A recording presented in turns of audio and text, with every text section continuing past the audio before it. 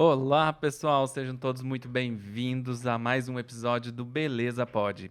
Esse podcast incrível que traz pessoas maravilhosas que vão nos inspirar, que nos inspiram e que vão te inspirar também, não é mesmo, Gracie? Isso aí, esse é um episódio maravilhoso, onde eu trouxe uma grande amiga, uma colega de profissão, aí que vai inspirar demais tanto os fisioterapeutas como os profissionais aí da biomedicina. Eu sou a professora Gracie Machado, sou professora universitária, fisioterapeuta, ministro cursos em diversas pós-graduações e divido essa bancada com o muso da estética, um mestre em harmonização facial e corporal, e também professor universitário, o Leonel Thomas Boas. Então, hoje é um episódio que eu tenho certeza que vai ser maravilhoso, onde a gente vai contar essa história de uma fisioterapeuta dermatofuncional que se transforma em uma biomédica esteta. Então, apresento para vocês a doutora Fernanda Brasil, uma pessoa maravilhosa que eu conheço aí há muitos anos, há mais de 10 anos. E ela é formada, então, em fisioterapia pela PUC aqui do Rio Grande do Sul, fez várias pós-graduações e resolveu mudar e trabalhar com a parte dos injetáveis e vai para a biomedicina estética. Então, apresento aí a doutora Fernanda, passo a palavra para ela. Olá, muito obrigada aí pelos elogios, né, já de uma amiga, né, muito especial, né, que há uns 15 anos, mais ou menos, quase, né. Eu não quis exagerar para não falar a minha idade. Mas aqui aqui a gente se conheceu muito jovem, né, recém-formada, 20 anos. Mas é isso aí, alguns bons anos aí de convivência, trabalhamos juntas, né? Então foi uma experiência muito legal.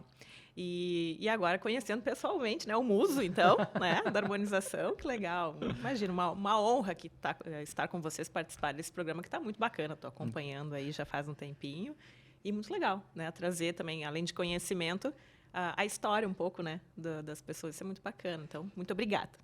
Nós que agradecemos aí a tua presença. Eu queria contar aí um pouquinho, né, como é que surgiu a minha história e da doutora Fernanda Brasil. Nós somos amigas, a gente trabalhou, então, muitos anos em uma clínica de estética. Eram outros tempos, né? Eu tenho aí 16 anos de formada. Então, era quando a estética estava iniciando, os profissionais fisioterapeutas estavam começando nessa área. E a gente dividiu aí vários anos como colegas, trocando experiências e figurinhas durante os atendimentos, né? E eu vejo assim, nos vejo com um crescimento muito grande nesses nossos últimos anos, principalmente como profissionais.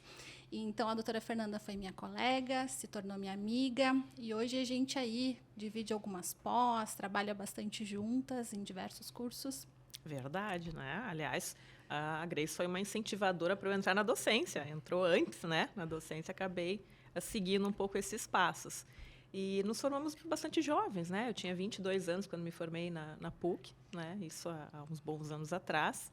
Com 22 anos, a gente é perdido ainda sobre o que vai fazer, o que vai, né, desenvolver dentro da profissão. Eu cheguei a trabalhar com traumato-ortopedia, trabalhei dentro de hospital, trabalhei com reabilitação por bastante tempo e tive várias experiências, né, hospitalar, clínica, e fui migrando para a estética numa época em que não tinha não tinha evidência científica, não tinha produção científica, né, na área. E se trabalhava muito com as coisas que a gente achava que funcionava. E nessa época já tinha, então, a dermatofuncional na físio? Tinha. Eu, na PUC, já tinha disciplina dentro da formação acadêmica, só que era uma disciplina, era abordado poucas coisas. As tecnologias que se tem hoje eram só de uso médico, né? Então, os lasers de alta potência, essas coisas eram todas mais para os médicos, né? Ficavam na mão deles. E tinha os esteticistas que também não tinham uma formação acadêmica, era um nível bem técnico. Então, a gente vivia no meio do caminho, né? Então, o conhecimento do fisioterapeuta é muito grande de aparelhos, né? Ultrassom, lasers, a gente trabalha com isso na reabilitação. Uhum. Então, essa bagagem do fisioterapeuta era muito legal, né? Que a gente migrou para a estética com os aparelhos, com esse conhecimento. Então, a gente foi observando esse crescimento. Então, quem é dessa época pegou, né, de tudo um pouco, né, essa transformação da fisioterapia. Mas nunca teve a questão dos injetáveis, nem se falava isso na época, né? Imagina fazer botox para enchimento dentro da fisioterapia, nem era citado, né? Isso também 17, 18 anos atrás. Bastante tempo. Vamos começar a entregar a idade agora aqui, né? Me formei muito jovem, recém tinha feito 18. Mentira. E aí vocês foram se conhecer, então, pós-faculdade? Vocês não... Sim, pós-faculdade, já estava formada aí um tempinho. Me formei em 2006, acho que conheci a Grace em 2010. Foi mais ou menos isso, eu tinha uns aninhos aí. E Fê, o que te levou, então, a fazer... Eu não digo que é uma migração, uma transição de carreiras, né? Mas eu acho que é mais um complemento aí que você voltou depois para a sala de aula. Sim, fazer voltei. biomedicina. E foi um desafio, porque voltar para uma sala de aula, né, com 30 e poucos anos, né, e com várias crianças, porque pareciam todas crianças, né, 18, 19, 20 anos, foi uma experiência incrível, né, porque além de ter já a bagagem de estética, e a biomedicina eu fiz totalmente direcionada para isso, tanto que a minha habilitação foi direcionada para a estética, mas o conhecimento é sempre muito, né, agrega muito, né. Com a fisioterapia, sempre teve essas questões dos injetáveis, né? Há muitos anos a fisioterapia briga, luta no conselho para conseguir essas liberações. E agora que começou uma movimentação bem mais forte e algumas coisas já foram meio que liberadas, né? Então, na época que eu comecei a faculdade de biomedicina, eu já tinha desistido, dentro da fisioterapia, de ter os injetáveis. E nós trabalhamos muito com médicos, né, Grace? A gente trabalhou muito tempo, né, com médicos. Isso é uma vivência, uma experiência, né, muito rica, né? E aí algumas coisas despertavam, né? Tipo, mas algumas coisas a gente pode fazer, né? Por que a gente não pode fazer isso, não pode fazer aquilo? Para enriquecer os tratamentos, né? Para dar mais resultado. Então, isso foi bem importante para mim impulsionar a querer fazer outra faculdade. No primeiro momento, eu pensei em fazer farmácia, né, porque eu sempre gostei muito das questões de formulações também, de suplementos. Aí não consegui entrar pela farmácia, tentei fazer até ingressar na URGS, né, como diplomada, daí não consegui entrar por questões de horários, e aí fui fazer, fiz na Uniriter daí a faculdade de biomedicina. E foi fantástico, porque acrescentou muito, tanto na parte acadêmica, de docência, quanto na minha prática clínica. Isso foi muito interessante, né? E não me arrependo de ter feito, né? Eu acho isso muito legal, sabe? Ao mesmo tempo, eu penso ainda em voltar para uma graduação de novo, talvez para fazer odonto, eu penso. Mas você sabe que essas questões que eu fico pensando assim, é aquela coisa de voltar, né? De estar ali dentro da sala de aula de novo. É uma coisa que me pega. Mas eu sei que, ao mesmo tempo que isso é um preconceito meu, porque depois que eu estiver lá dentro e que eu estiver vivenciando aquilo, Sim. Eu vou estar amando fazer tudo isso de novo, sabe? Eu me diverti bastante. Eu peguei ali no finalzinho, pandemia, daí, claro, ficou, né, um pouco híbrida as aulas, mas eu lembro que o primeiro semestre foi uma loucura, porque eu estava finalizando meu mestrado, e entrei na biomedicina. E eu pensava em fazer só umas 2 disciplinas, tocar devagar até terminar, defender minha tese. E isso foi quanto tempo depois da tua formação em físio? Nossa, eu entrei em 2018. 2006 eu me formei em fisioterapia, foi bastante tempo depois. Aí, nesse meio do caminho eu fiz especialização, fiz mestrado. E é legal, porque você volta com uma outra cabeça já, né? Para isso. Sim. Sim, eu lembro que eu conversava com as colegas, né? Eu fazia 5 disciplinas, mais o mestrado, dava aula final de semana e trabalhava 12 horas por dia, atendia. Aí, quando tinha a prova, eu lembro que as minhas colegas de 18, 19 anos estavam surtadas. Como é que eu vou estudar? Eu não tenho tempo. Aí eu olhava para elas assim, quer falar sobre isso mesmo? Tempo? Não tenho, a gente vai tocando. Mas era muito mais leve, né? Diferente da primeira graduação, que tudo era muito, meu Deus, né? Não vou conseguir dar conta. A gente estuda, tem conhecimento e fica tudo mais fácil. E a vivência com outras pessoas também é muito bacana, né? E a Bio, ela te trouxe essa questão de você integrar os injetáveis ali, ou dentro daquilo que você já fazia, dentro daquilo que você já era especialista, trabalhando no seu dia a dia? O que te agregou mais ali? Nossa, foi bastante. Na verdade, dentro da biomedicina, a gente tem também uma disciplina mais voltada, né, mas praticamente, né, só para os injetáveis. E depois tem a questão do estágio, que é onde realmente coloca a mão na massa, né? E no estágio que a gente tem a vivência mais forte dos atendimentos em estética. A gente já tinha visto muitas coisas, né? Tanto eu quanto a Grace, por trabalhar com médico. Então, a gente vivenciava muitas coisas. Eu auxiliava, né, o médico em alguns momentos. Então, eu vi ele fazendo botox, preenchimento, achava o máximo, né? Aquilo era uau, né? A gente trabalhei com cirurgia plástica também, então eu assistia eventualmente cirurgias junto com os médicos. É que o que aconteceu ali? A gente trabalhava, então, numa clínica multiprofissional e lá eram realizados vários procedimentos. Então, a gente tinha vários profissionais e a gente aprendeu um pouco sobre tudo. Então, quando tu me pergunta se eu prefiro facial e corporal, eu sei bastante sobre os dois. Então, a gente acabou aí agregando muito conhecimento durante todos esses anos.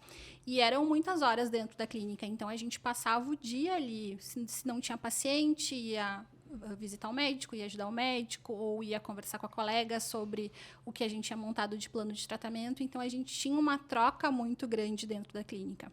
E eu sempre gosto de dizer isso para as minhas alunas, tanto da graduação como da pós-graduação, que são as nossas experiências que enriquecem uma aula. Então, eu posso ser o melhor, o doutor, o PhD, eu posso ter pós-doutorado. Mas quantos pacientes realmente eu fui lá, coloquei a mão na massa, atendi, quantas intercorrências eu tive? Eu acho que isso é o mais importante de um professor. É tu ter histórias para contar de coisas que deram certo, né? Porque é lindo contar sobre os resultados, mas também o que eu fiz de errado. E eu gosto de falar sobre isso. Olha, não façam dessa forma, porque eu já fiz e não deu certo. Então, eu acho que isso é muito importante, sabe, Léo? A gente, então, traz toda essa vivência, toda essa experiência prática. E daí, claro, a gente fez o contrário. A gente atendeu muitos anos e depois a gente vai para a docência. Só que daí, quando tu chega na sala de aula, tu tem histórias para contar. Uhum. Tu vivenciou o que está lá no livro, né? Tu não só escreveu artigos ou fez uma produção científica. Tu tem conhecimento também prático daquilo. Perfeito. E essas questões, né, de as nossas experiências, elas contam muito dentro da sala de aula. Eu acho isso muito interessante. Porque eu pego um caso, por exemplo, assim, de quando a gente tem uma intercorrência, né, em algum procedimento. E isso é uma coisa que eu sempre digo também, que não há intercorrências se você não faz, né? Só não há intercorrências com quem não faz. Então, a partir do momento que chega a intercorrência, eu levo da seguinte maneira. Vou repassar todo o processo, né? Vou pegar a ficha do paciente, vou repassar todo o processo para ver qual foi a falha, o que pode ter acontecido, né? E aí a gente conseguir chegar num veredito, né? Tipo, foi isso de fato que aconteceu. Eu acho que isso ali se torna o aprendizado. Né? Esse é o grande medo, né? Como fisioterapeutas, é sempre tudo muito conservador, né? Eu lembro de uma discussão uma vez que gerou no Facebook, muitos anos atrás, em que a gente estava fazendo um abaixo-assinado para a liberação dos injetáveis da fisioterapia, estava mergulhada nesse movimento, e aí coloquei alguma coisa no Facebook e vários fisioterapeutas vieram colocar. Disseram, mas fisioterapia não tem nada a ver com injetáveis. Fisioterapia é tratamento conservador, é movimento, é reabilitação, né? Então, os próprios fisioterapeutas não enxergavam dessa forma, né? Que poderia Mas isso foi na biomedicina também, sabia? Em 2009, quando estava se começando a falar sobre a biomedicina estética e já estava rolando os primeiros abaixo-assinados, eu me lembro que eu fui meio que pensei assim, nossa, mas biomédico fazendo estética? Né? Estranho, assim. Então, eu olhei com outros olhos, né? E depois um ano depois, a primeira coisa que eu me encantei foi a estética. Pois é. É que a biomedicina tem várias áreas, né? Tem mais de 30 habilitações, né? Então, também circula em grandes áreas. Mas esse foi o primeiro desafio. Os próprios fisioterapeutas eram contra, né? E não entendiam, né? Como assim injetar? A gente não tem nada disso na faculdade. Como assim? Né?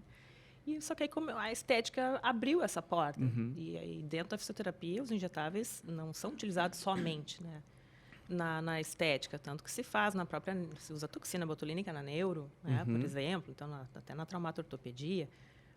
Agora o pessoal abriu um pouco a mente para isso, né, tanto que está sendo liberado aos poucos. Mas esse primeiro impacto foi esse, os próprios profissionais, né, não viam com bons olhos. E aí a gente começa a se perguntar, meu Deus, será que eu sou capaz de fazer isso? Vou conseguir injetar alguma coisa no paciente? Meu Deus, vai dar uma intercorrência, o que eu vou fazer? Vou sair correndo, né? O que eu vou fazer se der uma intercorrência? E a gente vai, aos poucos, quebrando. Né? Quem está trabalhando com estética, com qualquer coisa, pode ter intercorrência. Intercorrência com peeling, a intercorrência com limpeza de pele pode acontecer. Então, faz parte. Tem que entender o processo, repassar tudo, né, como tu chegou a comentar. E, claro, tentar ajustar para não acontecer de novo. Mas é utopia achar que não vai acontecer. Sim. Quem atende está sujeito a ter intercorrência. Normal, né? E eu vejo, assim, que nesses últimos 3, 4 anos aí tu tem falado bastante sobre tricologia, né? Eu queria que tu explicasse o que é tricologia. Pois é, eu mergulhei aí no mundo dos cabelos, né, um tempo atrás. Na verdade, se for entender toda a minha história, minha mãe é cabeleireira, né? Então, eu já cresci num ambiente de cabelos, né? Desde pequena. Eu lembro que eu era cobaia dos cursos dela, né? Cursos de coque, trança. Com 13 anos eu fiz permanente, porque eu queria ter os cabelos crespos, eles eram lisos. Né? Então, eu já entrei nesse mundo. Então, cabelo sempre faz parte da minha vida. E talvez uns 8 anos atrás, mais ou menos, o pessoal da clínica, né, onde a gente trabalhou, começou a ver essa questão do capilar. Tipo, vamos fazer tratamento capilar. Na época eu achei estranho, porque parecia alguma coisa muito mais de cabeleireiro, né? Tipo assim, como assim tratamento capilar? O que vai ser feito, né?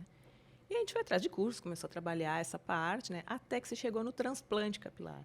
Que aí foi uma experiência para mim incrível, né? Porque eu trabalhei dentro do procedimento, né? Eu trabalhava junto com a equipe de transplante capilar. Então foram uns 4, 5 anos aí trabalhando com transplante. E aí me apaixonei pelos cabelos, né? Pelos tratamentos capilares. Então a tricologia, na verdade, é isso, né? Ela estuda, né, essas disfunções, né, de couro cabeludo, né, que envolve cabelo, né? Na nossa área era mais cabelo. E os resultados são incríveis. E o que melhora em questão de autoestima e rejuvenesce, né, as pessoas na questão capilar também. Quando eu dou aula nas pós-graduações, normalmente eu chego para dar aula numa pós de harmonização facial que tem uma disciplina de tricologia, né? Aí é muito engraçado, porque eu fico pensando o que eu vou fazer para esses alunos prestarem atenção. Porque eles querem injetar, eles querem ver botox, eles querem preenchimento, eles não vão querer saber de cabelo, né? E meu Deus, eu tenho que preparar a minha aula toda para ser atrativa, né? E aí eu já começo falando assim, será que adianta harmonizar todo o rosto? É um bioestimulador, é um botox, é um peeling, não sei o quê, e o cabelo está ruim?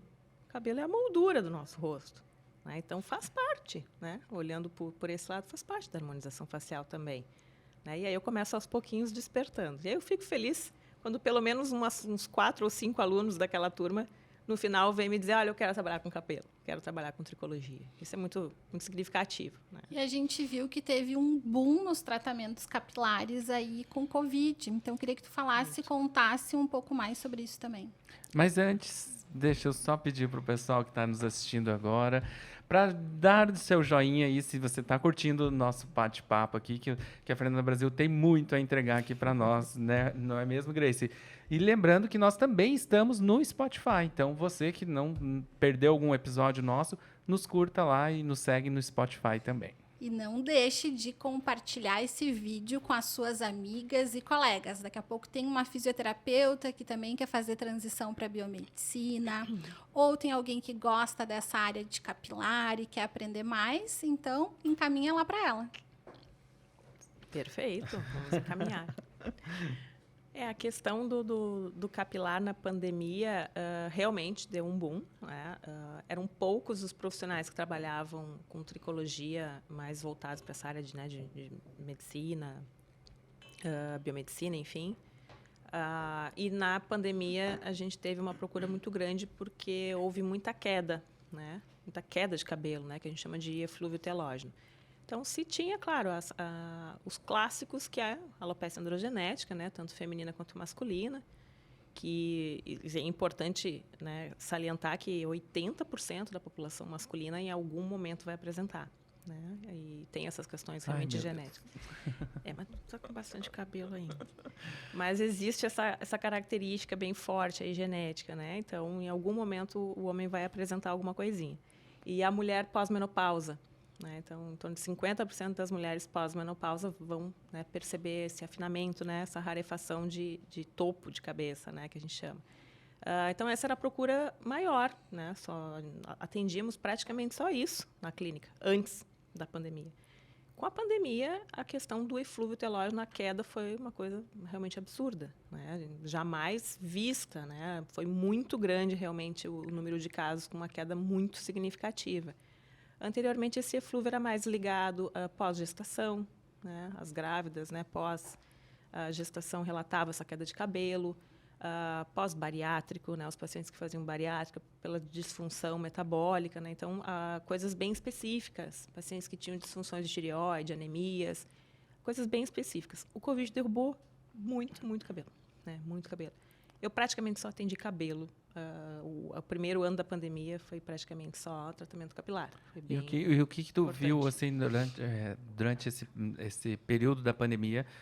O que de fato trouxe resultados para os pacientes, assim?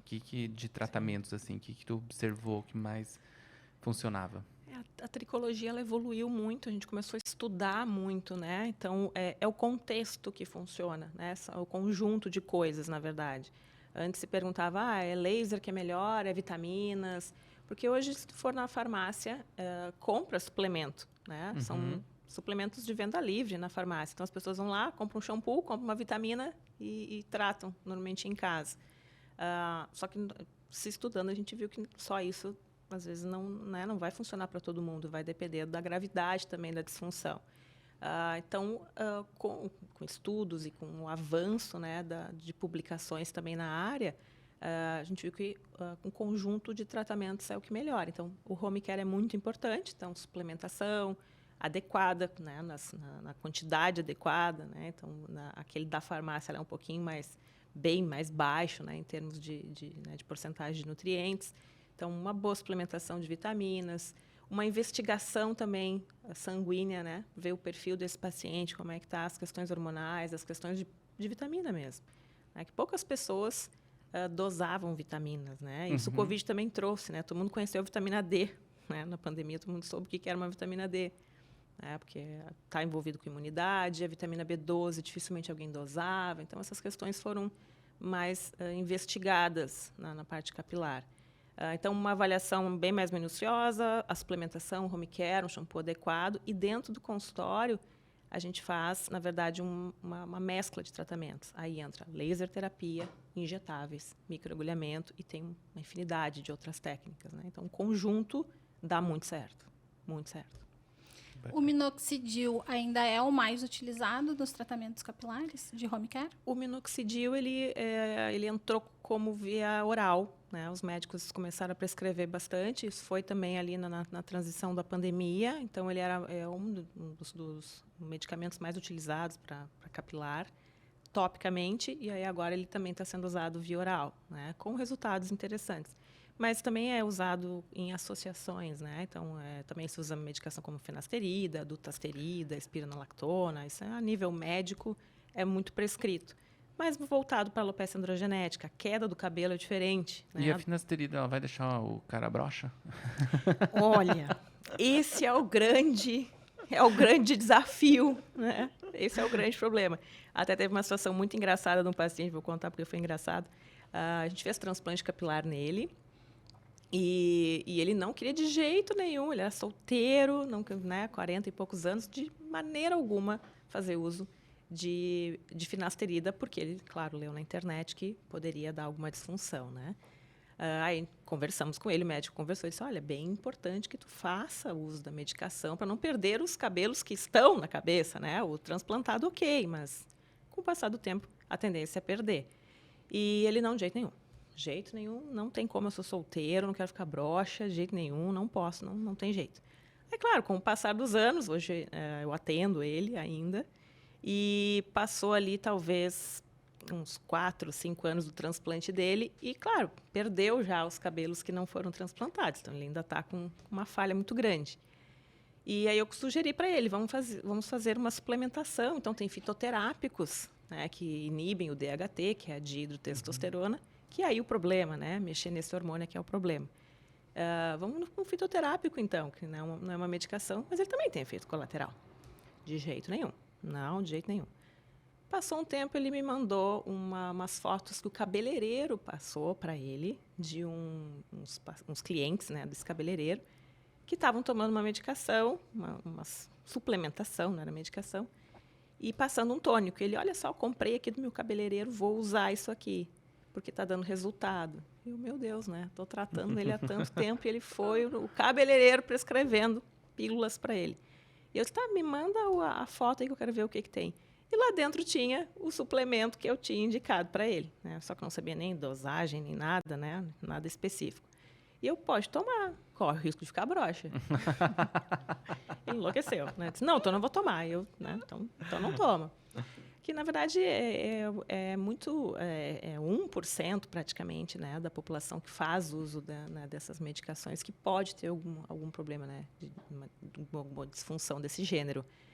Então, é muito baixo, né? Só que para o homem isso é complicado. A maioria fala que prefere ficar careca do que broxa, né? Mas isso é muito raro de acontecer, né? É um mito muito grande aí em volta desse tratamento, né? Infelizmente, tem que mexer com o hormônio se quiser inibir o avanço da alopecia androgenética, tem que envolver a questão hormonal. Muito difícil tratar sem. E a maioria dos teus tratamentos, então, é com laser de baixa potência, mais intradermo, mais tratamento de home care? Sim. Me conta um pouquinho mais sobre os teus planos de tratamento.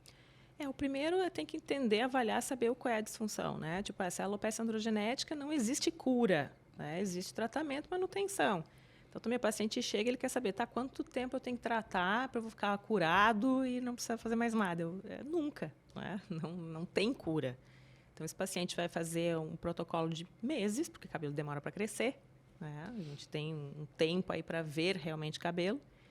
Então, no mínimo 6 meses de tratamento, né? Aí vai depender muito também do paciente. A gente faz aplicações semanais ou de 15 em 15 dias.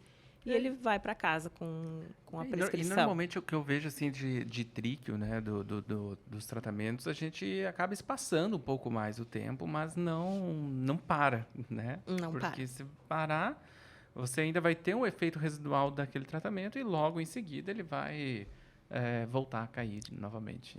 Vai voltar. Vai voltar. Até é interessante porque existe a diferença entre a perda capilar, queda e a quebra, né? São 3 coisas bem diferentes.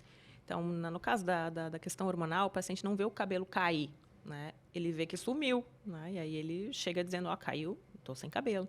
Na verdade, não caiu, ele vai miniaturizando, ele vai afinando e vai sumindo. Literalmente, ele vai desaparecendo, ele não chega a cair, né? Aquilo, no caso do eflúvio telógeno, cai. Aí cai o fio inteiro e a quebra normalmente está relacionado com questões químicas, né? Com dano químico ao cabelo. E as mulheres é que fazem mais essas tragédias. Né? Fê, e já entrando nesse assunto da química, você que trabalha e tem muita experiência com trico,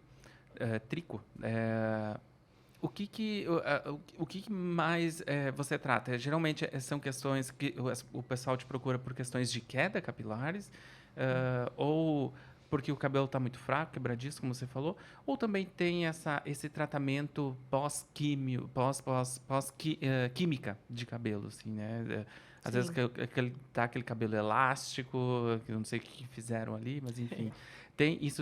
Você tem tratamento para isso também? Tem. O pessoal não procura tanto porque essa condição, o pessoal é mais para os cabeleireiros, né? Então, por isso a minha curiosidade em saber disso. E a hidratação, na verdade, o pessoal fala, vamos hidratar, vamos recuperar. Mas se não trabalhar lá dentro, lá na unidade folicular, nada vai acontecer de tão especial, né? Claro, a gente fala que as questões de capilar a nível de salão, de cabeleireiros, eles fazem uma maquiagem, né, no fio, na haste. Então, realmente, são tratamentos muito bons. Mas a parte nutricional, né, a parte Na verdade, que os dois têm realmente que andar em importa, conjunto, assim. tem que andar em conjunto. Né? Né? Então, as pessoas ainda não têm muito essa cultura, tipo assim, eu vou lá na biomédica fazer uma hidratação no meu cabelo, né? Vou injetar nutrientes. Ainda não tem essa cultura, né? Deveriam, porque principalmente as mulheres que têm o cabelo loiro, né? A gente sabe que o cabelo loiro é complicado de manter, ele quebra, ele fragiliza. Então, se tivesse esse conjunto, seria perfeito. Né? Mas ainda não tem muito isso. É mais a genética e queda mesmo que aparece. Na né? verdade, ouvindo vocês conversando aqui, cada salão de beleza deveria ter um tricologista trabalhando lá dentro. Pois então. Porque daí já ia ser encaminhado direto, né? E seria uma demanda bem legal, uma troca bem bacana. Isso foi uma ideia que eu já pensei, já tinha até por ter a minha mãe cabeleireira, né? De unir as duas coisas, né? E tentar unir isso de uma maneira que não entre em conflito, porque, claro, são a públicos, áreas diferentes, né? Mas isso é muito interessante, né? Porque faz o tratamento de haste, que é importante, claro, deve ser feito, mas em conjunto analisa o paciente. E outras coisas que acontecem muito, tipo, esses pacientes às vezes vão lá, compram, né, por conta na farmácia, um polivitamínico e toma via oral, só que às vezes não absorve. Hoje a gente tem muitas disfunções intestinais, por exemplo. Né? Eu trabalho muito com nutricionista e adoro essa área também. Aliás, se fosse fazer outra faculdade, acho que faria nutrição. Que é fantástico. Tipo, só tomando um monte de suplemento, um monte de coisa, não absorve. Uhum. Né? Não tem essa absorção. E os profissionais, eles não solicitam exames. Isso é uma coisa que eu bato muito na tecla nas minhas aulas. Vai fazer um procedimento de lipoenzima para gordura localizada. Fez um exame de sangue para ver o perfil lipídico desse paciente? Perfil hepático, perfil renal? Viu como é que ele está? Não, ninguém faz isso. Capilar. Como é que vai tratar capilar sem investigar a parte de vitaminas, ver como é que está a tireoide, ver tudo que pode estar causando uma queda, as questões hormonais, o pessoal não faz. Então, já nem começa a tratar capilar se não investigar isso. Né? É o que eu falo em aula. Né? Tem que ser um profissional diferenciado. Se vai trabalhar com isso, tem que saber o que está fazendo. Né? Concordo. E como é que é a parte de avaliação do cabelo? O que inclui essa avaliação? O que tu utiliza aí de equipamentos? A avaliação que nos ajuda muito é um dermatoscópio, que a gente adaptou para a tricologia, e a gente chama de tricoscópio. Né? É uma ferramenta fundamental, né? Tem que ter, e com uma boa resolução, então ele vai aumentar, né, várias vezes, né, a imagem. A gente analisa a questão do couro cabeludo para ver as unidades foliculares. E aí vai ver a distribuição dessas unidades, quantos fios saem, né, de cada unidade. Tem pessoas que saem 2, 3, 5 fios. Né? Então, eu posso, por exemplo, ter a mesma quantidade de unidades foliculares que a Grace, só que ela tem 3, 4 fios saindo de um buraquinho e eu tenho 1. Né? Eu vou ter muito menos cabelo que ela. Né? E o número de unidades pode ser o mesmo. Então, a gente observa essa distribuição. Né? E na alopecia androgenética, esse folículo fica vazio com o tempo. O cabelo vai afinando, diminuindo e ele fica vazio. Então, a gente visualiza isso nesse exame e já é um sinal tricoscópico aí que nos sinaliza, né, uma possível alopecia androgenética. E aí tem outros, né, o tricograma, tem biópsias de couro cabeludo, testes genéticos também para detectar. Né? Então, tem outros exames aí que facilitam, né, nesse diagnóstico. E o exame de sangue sempre é bem fundamental para analisar essas questões metabólicas e hormonais. Cabelo branco tem tratamento? Tem. Tem? Olha só. Tem tratamento. Existem tônicos que você podem ajudar nesse sentido. Hoje tem uma infinidade de ativos que ajudam, né, a fixar mais a melanina no fio e estimular, aumentar a produção de melanina. Claro que aí tem que ter um melanócito que está só hipoativo, né, que não foi inutilizado ainda. Né? Então, reverter totalmente, uma pessoa que está totalmente, né, grisalha é um pouco complicado, mas a gente percebe que no tratamento o cabelo escurece, ele vai escurecendo, as pessoas percebem, ele fica mais espesso, escurece, e as pessoas que têm alguns fios brancos relatam que meus cabelos brancos sumiram. Até nas fotos que a gente posta na internet, sempre alguém vem comentar, mas ela pintou o cabelo, e não pintou, é do tratamento realmente, estimula mais o pigmento, e os brancos às vezes vão embora. Olha que legal. Interessante. Apesar que eu espero ainda ficar com bem grisalho, mas não careca, né? Essa é a minha esperança. É isso aí. Qualquer coisa a gente pinta, né? É mais fácil, né? Mas é um mundo muito legal, o capilar é muito legal. O transplante também foi muito bacana. Hoje tem vários, né? Vários médicos fazendo, né? Transplantes. Na época em Porto Alegre eram poucos que faziam. Hoje já tem aí equipes bem fortes com rotatividade muito grande de procedimento, né?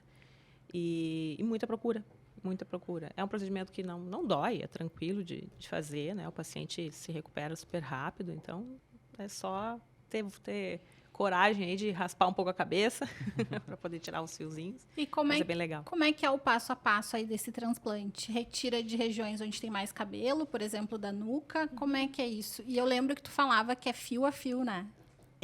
Existem duas técnicas, né? Tem a FUE e a FUT. Né? A FUE é fio a fio, realmente é unidade folicular.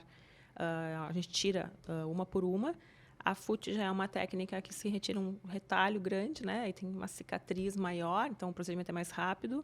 Né? Se tira todos os fios na FUT. Na FUE tem que se retirar intercalados, porque a gente retira da parte posterior, né? A parte occipital e temporal, que são áreas não afetadas pela questão hormonal. Então, ali o paciente não vai ficar careca.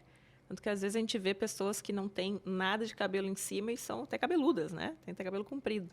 Então, ali não é afetado. Então, se o paciente tem uma densidade grande capilar ali, pode ser feito transplante, sem problema nenhum. Se ele tem poucos fios lá atrás, complicou. Da onde se retira, não nasce mais. Então, não pode tirar de quem já não tem. Eu vi uma maquininha uma vez na internet que ela lê todo o couro cabeludo ali, né? E ela vai com... Não sei, parece um... Não vou saber explicar o nome. Mas ele vai... Tu viu o robô, provavelmente. O robozinho. É. O robozinho. E aí ele vai tirando as mudinhas. O robô tira, faz as extrações, mas depois a implantação é manual, Uhum. né? Daí realmente precisa. O transplante precisa de uma equipe de no mínimo 4 pessoas. É um procedimento longo. A gente chegou a ficar 15 horas uma vez com o paciente. Foi muito longo o transplante. E aí, claro, precisa de uma equipe, né? Porque a logística é muito acelerada, né? No primeiro momento, o médico faz toda a anestesia do paciente, se faz a retirada com uma máquina que faz a perfuração, depois se cata com pinças, né? Se retira ali a unidade folicular com o bulbo, com glândula sebácea, com tudo. Isso tem que ficar refrigerado, então fica numa placa gelada dentro de soro fisiológico e tem mais 2 pessoas fazendo o polimento dessa unidade folicular, né? E fazendo a contagem, né? Quantos fios foram retirados, o que não serve, que não tem bulbo, é descartado. E aí, finalizando isso, a próxima etapa é fazer as incisões. Aí o médico vem, anestesia, faz as incisões e aí as auxiliares fazem a implantação um por um. E aí são umas 3 pessoas em cima da cabeça do paciente. Nossa. É muito trabalhoso. O trabalho é gigantesco, mas fica muito natural. Fica natural e muda a pessoa, né? Muda. E se nós que estamos vendo ali essa mudança radical, né? A pessoa rejuvenesce muito tempo. Muito. Eu imagino como é que a pessoa não se sente pós isso, né? Pós um procedimento assim. Muda a vida, né? Autoestima. Tem pessoas que se separam, arrumam outras mulheres. Se até aquelas próteses, né? Sim. Que acho que trazem mais efeitos negativos ali, porque vai acabar matando mais ainda o restante que sobrou. Sim. Ao meu ver, né? Eu não tenho conhecimento. Abafa a região, Exato. né? E aí tem aquela cola que vai em cima e tudo mais, enfim. Mas eu acho... E num paciente que usou as próteses, ele consegue fazer esse implante? Ou muito daqueles folículos ali ainda estão vivos e consegue... Às vezes com uma suplementação tem que ter ajudar. essa avaliação com o tricoscópio mesmo, né? Esse exame a gente consegue ver se existe folículo, a gente tem também como estimular. Existe um vestígio ali de que pode sair um fio. Então, claro, vai depender da quantidade de perda já capilar, né? Se é uma perda muito considerável, às vezes ele tem que fazer 1, 2, 3 transplantes, né? E ele vai ter que ter área doadora para isso, se ele não tem cabelo suficiente, complicou. Até existe, né, a extração de fios de outros locais, como barba, peito e pelos pubianos, Aí isso aí gera também uma risada geral quando eu falo em aula, né? Porque as pessoas ficam imaginando, né, pelos pubianos na cabeça. Mas é para dar densidade, né? Claro. Se mistura ali com os fios, não dá para fazer um transplante inteiro só de pelos pubianos. E aí o paciente tem que ter a área doadora suficiente para fazer isso. Então, dependendo do caso, se falava a verdade para o paciente. Olha, tu não tem cabelo suficiente para tapar tudo que precisa. E aí complicou. Quer fazer, a gente vai dar prioridade para o que aparece. Você vai implantar na frente, né? E deixa os fundos para uma outra situação. Mas os resultados são muito bons, normalmente são muito bons. O paciente tem que seguir, claro, depois medicamentos, tratamentos, tem que fazer tudo direitinho, né? Não é porque fez transplante que não faz mais nada. Né? E aí os profissionais, fisioterapeutas, esteticistas, biomédicos, farmacêuticos, todos que trabalham nessa área, eles podem trabalhar nessa questão do transplante. Obviamente, o médico é o responsável técnico por isso e ele que faz, né, a parte das incisões, né, das perfurações. Mas os auxiliares, né, deles não tem problema de ser esses profissionais. E a parte depois de cuidado e antes também, dos pacientes que também não querem fazer, né, transplante capilar, as pessoas que fazem, né, os cursos na área de tricologia, que são da saúde, eles podem trabalhar com isso. Então, isso é muito legal, né, porque abre um leque para outras áreas. O pessoal foca muito em injetáveis, eu quero injetar, eu quero botox, eu quero face, né? E às vezes o pessoal se dá conta que é um mundo caro, né? Tipo, eu lembro que quando eu fui comprar meu primeiro bioestimulador, eu disse, meu Deus, não pode ser tudo isso. Né? E agora? Né? Eu comprar umas 20 caixas, eu não tenho nem limite no cartão de crédito para comprar tudo isso. São produtos caríssimos, né?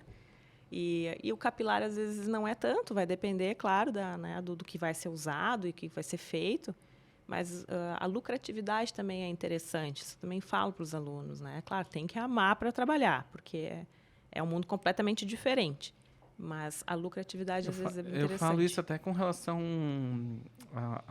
eu atendo alguma coisa, né, de trico, mas eu falo isso com relação ao corporal mesmo, né? Também. O corporal também é uma área que vamos lá, nessa mesa, se nós pensássemos, você precisa perder algumas medidas? Eu preciso perder um monte. Né? Olha, eu preciso perder alguns quilinhos também. Depois desse Réveillon, vários.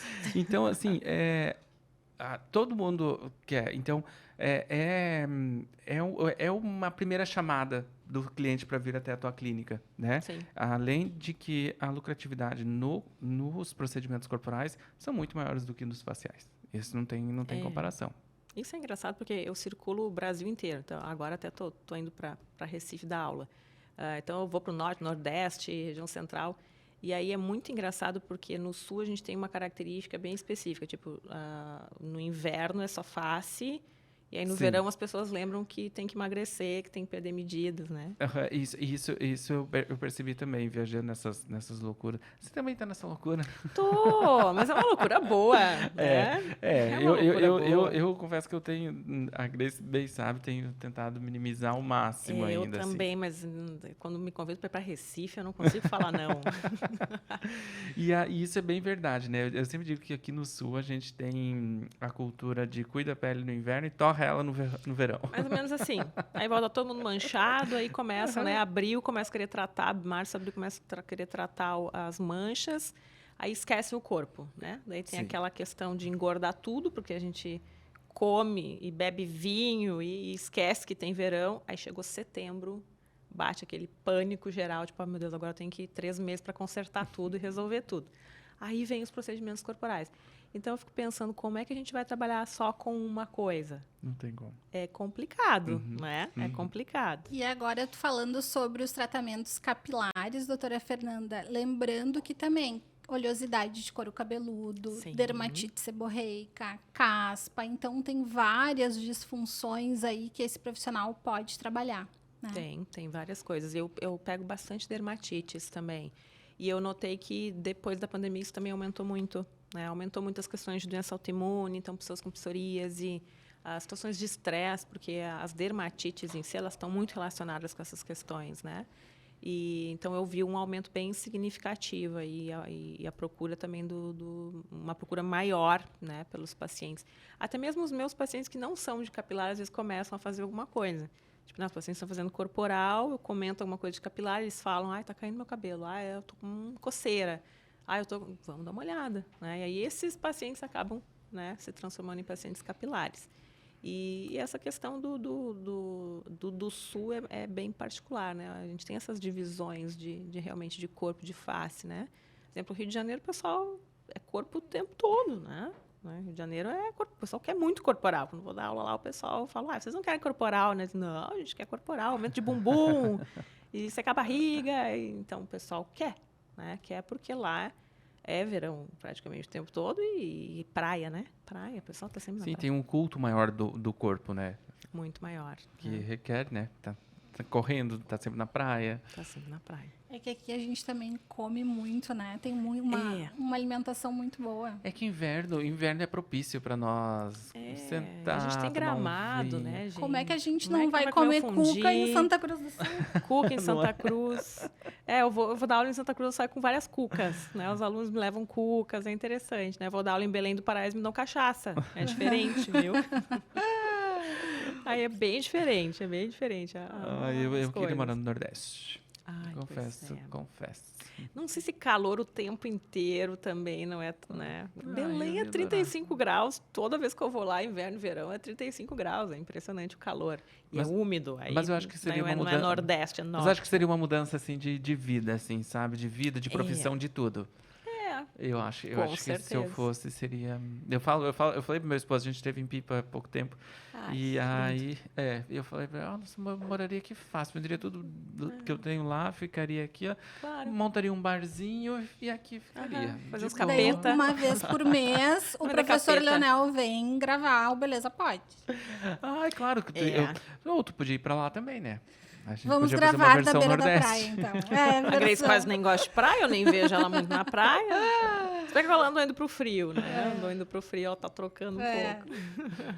Mas é gostoso. E doutora Fernanda, eu gosto bastante de trabalhar aí com as novas tecnologias. Sei que tu gosta também, então eu queria que tu contasse um pouquinho sobre o uso desse laser, que agora ele tá super na moda, que é o Lavian. Sim. E como é que tu vem utilizado ele na área da trico. Pois é, o Lavian é um nome específico, né? A gente sabe que essas tecnologias vai e vem, né? Quando eu comecei a trabalhar com a Grace, era o Mantos, né? Lembra? Meu Deus, só podia ser o Mantos. Outro aparelho igual, com outro nome, não. É o Mantos, né? Porque o nome pegou, né? Sim, as mulheres chegavam, eu quero fazer mantos. Nem sabia o que era, mas eu quero fazer mantos. É isso aí. Era bem isso aí. Na época a gente tinha muito, eu lembro que o que saía no jornal, né, local, que tinha um caderno ali que só falava de estética, enfim. O que saía ali no outro dia era batata, né? Saía no domingo, segunda-feira, era todo mundo ligando. Né? Então, isso nem acontece mais, né? Primeiro que ninguém mais liga, né? O jornal físico ali também, as pessoas já nem olham, né? E hoje com as redes sociais isso mudou muito, né? Então, a gente já sabia, olha, saiu sobre o Mantos no domingo, lá no jornal. A segunda-feira era uma chuva de gente ligando para a clínica querendo fazer o tal do aparelho. E aí, quando eu entrei, estava lá, um aparelho muito robusto, gigante. Eu dizia, meu Deus, como é que eu vou mexer nisso? Não sabia mexer. Gigante ele era um ultrassom, né? Eu fazia ultrassom em joelho, em ombro, né? E eu, meu Deus, era uma coisa gigante. Grace, me ajuda. Grace já trabalhava com ele. Grace, pelo amor de Deus, como é que faz isso aqui? Como é que liga isso aqui? Né? Enfim, então, eu lembro que foi o primeiro aparelho. Claro, na faculdade a gente teve contato com algumas coisas, mas... de estética assim tão robusto, foi a primeira vez que eu tive contato. E eu, meu Deus, né? Mas vamos lá, era o máximo, né? E dali só andou, né? Então aí veio os lasers de alta potência. A gente só trabalhava com lasers de baixa potência, né? Lasers para reabilitação que faziam reparação tecidual, né? Biomodulação, lasers que destruíam coisas. Não era muito, né? Do nosso meio de fisioterapia. E aí eu dei de cara com laser de depilação. Meu Deus, que fantástico. Não nasce mais pelos. Foi fantástico na época, né? Surreal. E doía muito também, né? Tinha questão de dor, mas enfim, era fantástico o resultado. E as coisas foram evoluindo. Então, hoje está muito em alta o Lavian, né? Existem várias plataformas que são tops, né? O Fotona, né? Tem a plataforma Etérea, tem vários nomes aí que circulam, que são plataformas que fazem vários tratamentos. O Lavian ele veio com uma proposta de um tratamento que é a recuperação muito rápida, né? Então, o paciente não fica muito tempo, por exemplo, não fica machucado, não tira o paciente né, das suas atividades normais, então isso é interessante. Trabalha rejuvenescimento, trabalha manchas, as questões faciais são bem legais, poros, aquele efeito BB Glow, né, aquele efeito de maquiagem mais duradouro, que é o grande, né, a propaganda maior dele é isso. E ele também tem tratamento para o cabelo, então isso é legal, né? Eu trouxe ele para dentro da minha rotina clínica, porque eu consigo fazer tudo isso, né? Eu faço rejuvenescimento, faço tratamento de poros, trato manchas e cabelo, né? Então ele também, né, tem uma programação, claro, bem mais tranquila para trabalhar com capilar, que a ideia não é depilar, não é aquecer demais para a gente ter um efeito contrário. Facilita a permeação de ativos, então é interessante, né? E é o queridinho do momento, e realmente ele dá um efeito bem bacana. Eu já fiz algumas vezes, aliás, sou fãzona dele, né? Mas, como qualquer outra tecnologia, vão ser inventadas outras. E eu acho que o importante também, a gente falar do Lavian, é que ele é um tratamento, né? Esse é o primeiro ponto que a gente tem que chegar com os nossos clientes e pacientes, né? Que, infelizmente, não é uma única sessão e você está livre. Não, ele é um tratamento, né? E, como todo tratamento, ele requer um tempo para você começar a observar os primeiros resultados, né? Apesar dele já dar o resultado na primeira sessão, ele precisa geralmente ser feito mais do que duas. Não é só uma coisa, né, que vai trazer resultado. Eu converso com o paciente, avaliação, eu fico bastante tempo e eu falo, olha, às vezes chegam mulheres para mim com quase 60 anos que nunca fizeram absolutamente nada. Nunca fizeram uma toxina, nunca fizeram nada, né? Olha, não vai ser da noite para o dia, né? A gente vai ficar alguns meses em tratamento, vamos tratar a tua pele, vamos tratar isso, tratar aquilo. Porque as pessoas querem muito de imediato, né? Uma resposta assim para ontem, né? Até os preenchimentos, né? Eu sou bem conservadora, né? Em fazer, né, preenchimentos também. Não coloco muitos ml, a ideia não é transformar em outra pessoa, pelo menos eu sigo essa linha. Então, eu sempre falo, né? E o perfil do meu paciente é esse. Não é um perfil que chega lá, eu quero um lábio gigante, coloca já 5 ml. E até porque já mudou muito isso, né? Mudou. Já teve a fase over, né? E agora o pessoal já está mais entendendo que a coisa tem que ser harmônica mesmo, né? Não adianta eu querer colocar uma boca em você que ela não vai condizer com o restante, né? Pois é.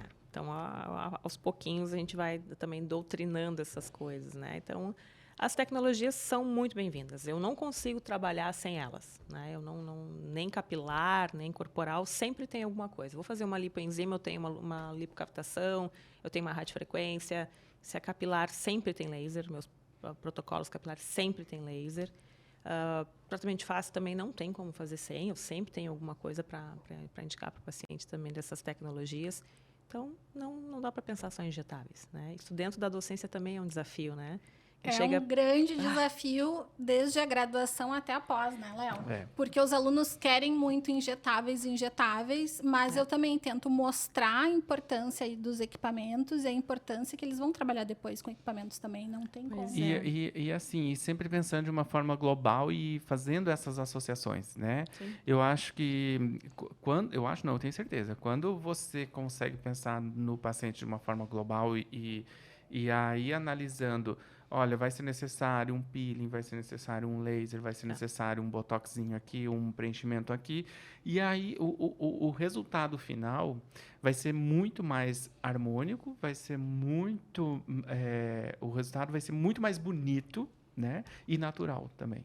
Né? Então, naturalidade. Né? Porque o melhor elogio que eu posso receber de um paciente, de um cliente voltando para as reconsultas é quando ele me diz assim, ó, nossa, todo mundo percebe que eu melhorei, pergunta o que eu estou fazendo que eu melhorei, mas não sabe o quê.